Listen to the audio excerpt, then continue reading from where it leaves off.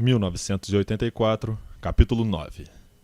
Ia pela metade o expediente matutino e Winston saíra do cubículo para ir à toalete. Uma figura solitária caminhava ao seu encontro do outro extremo do corredor enorme, bem iluminado. Era a moça do cabelo escuro. 4 dias se haviam passado desde o encontro diante da casa de quinquilharia. Quando se aproximou, viu que ela trazia o braço direito na tipóia, que se não se distinguia à distância por ser da mesma cor que o macacão. Certamente machucara a mão fazendo girar um dos grandes caleidoscópios nos quais eram criados os enredos das novelas. Era um desastre comum no departamento de ficção. Estavam a talvez 4 metros de distância quando a moça tropeçou e caiu de bruços. Soltou um grito de dor agudo. Devia ter caído sobre o braço ferido. Winston deteve-se. A moça levantara-se sobre os joelhos. Seu rosto estava de cor amarelo-creme, que fazia destacar a boca, mais vermelha do que nunca. Fixava-o dentro dos olhos, com uma expressão implorante que parecia mais de medo do que de dor. Uma emoção estranha agitou o coração de Winston. Diante dele estava um inimigo que queria matá-lo, mas diante dele também havia uma criatura humana sofrendo, talvez com um osso quebrado. Já se adiantara instintivamente para ajudá-la. No momento em que a vira cair sobre o braço vendado, sentira como que uma dor no próprio corpo. — Te machucaste? — Não, não é nada. Meu braço.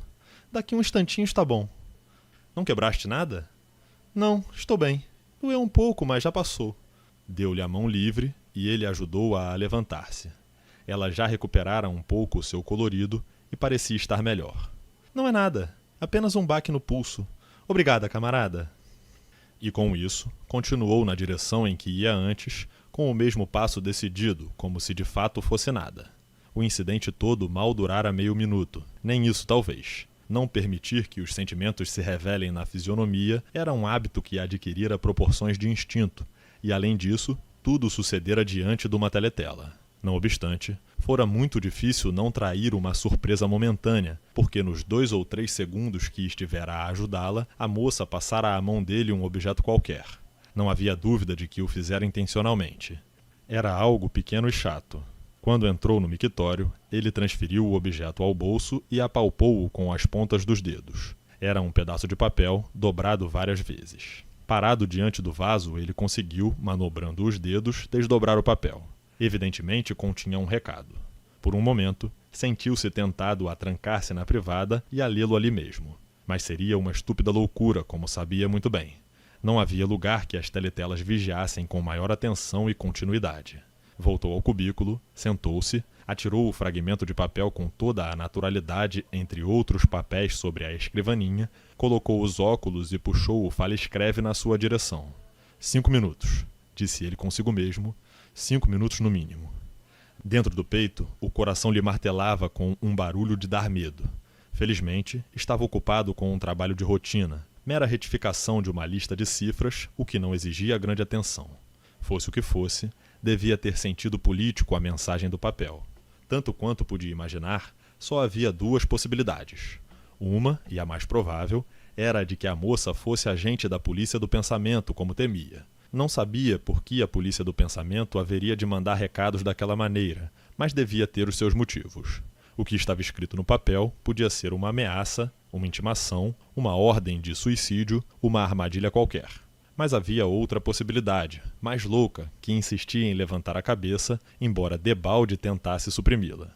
Era de a mensagem vir não da polícia do pensamento, mas de alguma organização clandestina. Talvez a fraternidade existisse, afinal de contas. Talvez a moça fizesse parte dela. Sem dúvida, a ideia era absurda, mas lhe brotara na mente no mesmo instante em que sentira o papel na mão. Só dali a uns 2 minutos foi que a outra explicação, mais provável, lhe ocorrera. E mesmo agora, conquanto o intelecto lhe dissesse que o recado com certeza significava a morte, não era o que ele acreditava. E a esperança irracional persistia, o coração tumultuava, e foi com dificuldade que impediu a voz de tremer ao murmurar os números dentro do fala-escreve. Enrolou todos os papéis da tarefa terminada e meteu o maço no tubo pneumático. 8 minutos haviam passado. Reajustou os óculos no nariz, suspirou e puxou outro maço de papéis com o recado em cima. Alisou-o com os dedos. No papel estava escrito em caligrafia graúda e irregular: Eu te amo. Durante vários segundos ele ficou tão boquiaberto que nem se lembrou de atirar no buraco da memória o papel incriminador.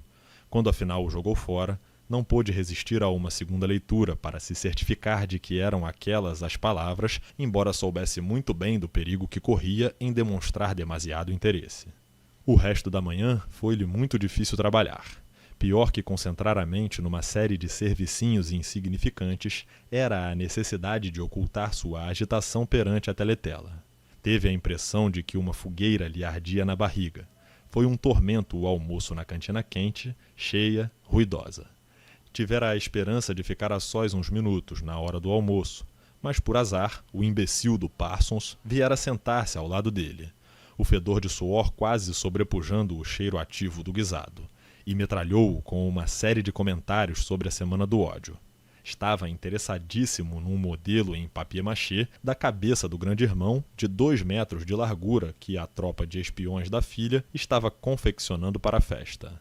O mais irritante era que, em meio à barulhada de vozes, Winston mal ouvia o que dizia Parsons e se via obrigado a pedir-lhe constantemente que repetisse palavras fátuas. Apenas uma vez entreviu a pequena do outro lado da sala, sentada com outras 2. Ela pareceu não tê-lo visto, e ele não olhou mais naquela direção. A tarde foi mais suportável. Logo depois do almoço, chegou-lhe às mãos um serviço delicado, difícil, que tomou várias horas de pesquisa e exigiu o abandono de tudo o mais. Consistia da falsificação de uma série de relatórios de produção de 2 anos antes, de maneira a desacreditar um eminente membro do partido interno que estava agora meio comprometido. Era a função que Winston desempenhava com mais talento, e durante mais de 2 horas conseguiu não pensar na moça. Depois, a lembrança do seu rosto voltou e com ela um desejo furioso, intolerável de estar só. Seria impossível pensar na situação enquanto não conseguisse ficar só. À noite, porém, tinha de ir ao centro comunal. Engoliu outra refeição sem gosto na cantina, correu ao centro, tomou parte na farsa solene de um grupo de discussão, jogou 2 partidas de ping-pong, tragou vários copos de gin e assistiu uma conferência de meia hora sob o título Ingsoc em relação ao xadrez. Sentia a alma seca de tanto aborrecimento, mas não teve impulso de fugir à noitada no centro. À vista das palavras "eu te amo", crescera dentro dele o desejo de viver, parecendo-lhe estúpido assumir riscos miúdos. Não foi senão às 23 horas, sozinho na cama e no escuro, que era o jeito de se defender da teletela, contanto que ficasse quieto, que pôde pensar continuamente. Era um problema físico que exigia solução.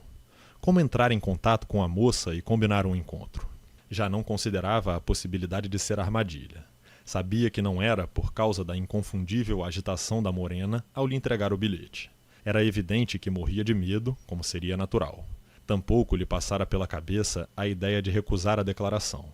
5 noites antes, pensara em esmagar-lhe o crânio com um paralelepípedo, mas isso não importava. Pensava em seu corpo nu e jovem, como o vira em sonhos. Imaginara uma tola, como todas as outras, a cabeça recheada de patranhas e ódio, a barriga cheia de gelo.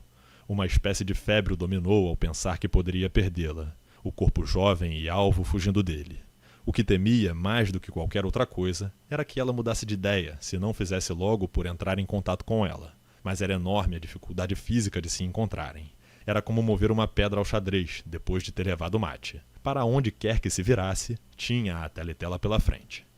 Na verdade, todas as maneiras possíveis de se comunicar com ela lhe haviam ocorrido nos 5 minutos após ler o recado. Mas agora, com tempo para refletir, examinou-as uma a uma, como quem depõe na mesa uma fila de instrumentos. Evidentemente, não se podia repetir o encontro havido naquela manhã. Se ela trabalhasse no departamento de registro, seria relativamente simples, porém, ele tinha a ideia muito vaga da localização do departamento de ficção e não havia pretexto para visitá-lo. Se soubesse onde morava e a que hora deixava o trabalho, poderia dar um jeito para encontrá-la no caminho de casa. Mas segui-la não era aconselhável, porque teria que esperar nas imediações do ministério, o que certamente seria notado. Quanto a mandar uma carta pelo correio, era impossível.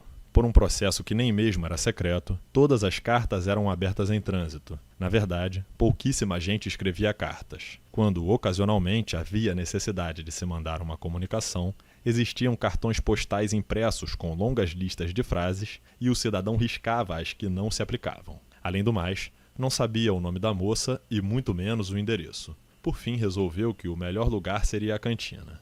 Se conseguisse sentar-se a uma mesa com ela, mais ou menos no meio da sala, longe das teletelas e com suficiente ruído de conversação em torno, e se essas condições durassem uns 30 segundos, talvez fosse possível trocar algumas palavras. Durante uma semana, a partir daquele dia, a vida foi um sonho sem descanso. No dia seguinte, ela não apareceu na cantina, senão quando ele já estava de saída e o apito já tocara. Com certeza fora transferida a outra turma. Passaram sem se olhar. No dia seguinte, ela estava na cantina na hora de costume, mas com outras 3 colegas e bem debaixo de uma teletela. A seguir, por 3 dias penosos, não apareceu. O cérebro e o corpo de Winston pareciam atacados de intolerável sensibilidade, uma espécie de transparência que transformava em agonia qualquer movimento, qualquer som, contato ou palavra que tivesse de pronunciar ou ouvir. Mesmo dormindo, não podia fugir-lhe a imagem. Não tocou o diário. Se alívio havia, estava no trabalho, no qual às vezes podia se esquecer do mundo por períodos de até 10 minutos. Não tinha a menor ideia do que teria acontecido com ela. Não havia jeito de se informar. Poderia ter sido vaporizada, poderia ter se suicidado, poderia ter sido transferida a outra parte da Oceania. O pior, e mais provável, era que tivesse simplesmente mudado de ideia e resolvido evitá-lo. No dia seguinte ela reapareceu. Já não tinha o braço na tipóia, porém o pulso ainda estava enrolado em esparadrapo. O consolo de revê-la foi tamanho que não pôde resistir à tentação de fitá-la durante vários segundos. No dia seguinte, quase conseguiu falar-lhe. Ao entrar na cantina, ela já estava junto de uma mesa, longe da parede e sozinha. Era cedo e a sala não estava cheia. A fila avançou vagarosa até Winston quase chegar ao balcão. Nesse momento, deteve-se uns 2 minutos porque alguém se queixava de não ter recebido sua pastilha de sacarina. Mas a jovem ainda estava só quando Winston tomou a bandeja e se encaminhou para a mesa. Ia caminhando com naturalidade, fingindo procurar lugar mais adiante. Estava a 3 metros dela, talvez. Mais 2 segundos e pronto. Então, uma voz atrás dele chamou. Smith! Ele fingiu não ouvir. Smith! Inútil. Voltou-se. Um moço louro, com cara de bobo, chamado Wilshire. Ele mal conhecia, convidava-o com um sorriso a sentar-se à sua mesa. Não era seguro recusar. Tendo sido reconhecido, não podia preferir a mesa da moça sozinha. Daria na vista. Sentou-se com um sorriso amável. O rosto louro e tolo correspondeu. Winston teve uma alucinação em que se via dando uma machadada bem no meio daquele sorriso alvar. Uns minutos depois, a mesa da jovem estava cheia. Ela, porém, devia tê-lo visto encaminhar-se na sua direção e talvez lhe percebesse um intento. No dia seguinte, ele procurou chegar cedo. Com efeito, lá estava ela, numa mesa mais ou menos no mesmo lugar, e só. A pessoa que o antecedia na fila era um homenzinho de movimentos rápidos, feito um besouro, de cara chata e olhos miúdos e suspicazes. Quando Winston se voltou do balcão com a bandeja, viu que o homenzinho ia reto na direção da mesa da moça. O coração caiu-lhe aos pés. Havia lugar numa mesa pouco mais adiante, porém, na aparência do homem, alguma coisa dizia que amava o próprio conforto o suficiente para escolher a mesa mais vazia. Com gelo no coração, Winston acompanhou-o. Não adiantava nada, a menos que pudesse ficar a sós com ela. Nesse momento, houve um baque tremendo. O homenzinho estava de 4, a bandeja voara longe e 2 arroios de sopa e café corriam pelo soalho. Ele levantou-se com uma olhada maligna a Winston, de quem evidentemente desconfiava de o haver derrubado. Mas nada sucedeu. 5 segundos depois, com o coração dando pinotes, Winston sentava-se à mesa da moça. Não a olhou, desocupou a bandeja e começou a comer. Era importantíssimo falar imediatamente antes que viesse alguém. No entanto, um medo terrível se apossara dele. 1 semana se passara desde que ela lhe dera o recado. Talvez tivesse mudado de ideia. Com certeza mudara de ideia. Era impossível que uma coisa dessas corresse bem. Isso não acontece na vida real. Ele teria calado para sempre se naquele momento não viesse Ampleforth, o poeta de orelhas peludas, vagando pelo salão, à procura de um lugar para se sentar. Com seus modos aéreos, Ampleforth tinha simpatia por Winston e certamente escolheria aquela mesa se o visse. Sobrava-lhe talvez 1 minuto. Tanto Winston como a moça comiam sem parar. Ingeriam sem o menor prazer uma sopa rala, um caldo de vagens.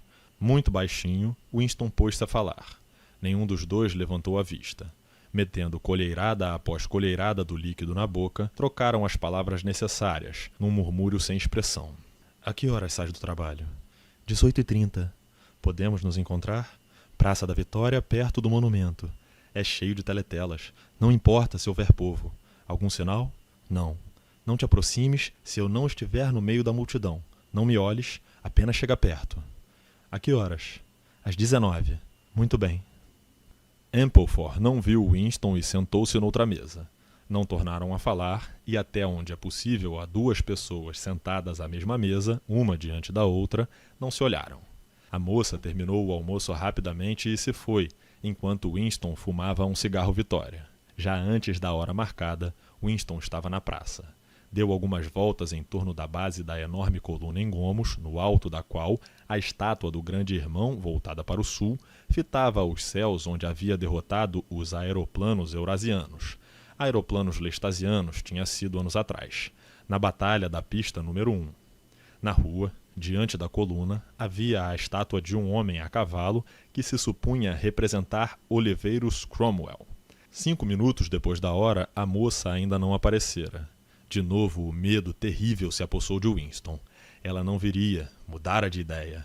Encaminhou-se lentamente para a face norte da praça e, com pálido prazer, identificou a igreja de San Martinho, cujos sinos, quando ainda tinha sinos, haviam cantado "Me deves 3 vinténs".